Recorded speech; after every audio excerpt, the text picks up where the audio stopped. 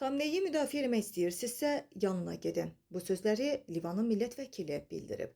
Gündəm xəbərin efirində 27 yanvar tarixidir və bir məlumatı diqqətinizə çatdırırıq. Belə ki, Livan partiyasının üzvü və Kətay partiyasının lideri Sami Cəmil Hizbullahın baş katibi Nəyim Qasımın məhz İranın ali rəhbəri Əli Xamneyə dəstək açıqlamasına sərt bir münasibət bildirib.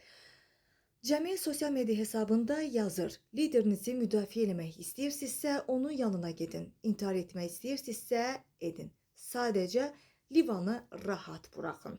Bu açıqlama Hizbullahın baş katibi Nəyim Qasımın Xamneyə bağlılığını vurğulayan sözlərinə cavabdır. Qasım daha öncə bildirib ki, Xamneyi bizim hamımızın lideridir və müqavimət onsuz irəliləməyəcək. İrana qarşı müharibə başlansa, biz bitərəf qalmayacağıq.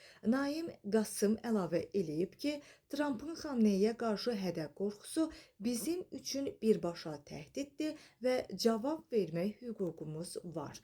Qeyd eləyək ki, Gündəm xəbər bu məlumatı İran International istinadən diqqətinizə çatdırdı.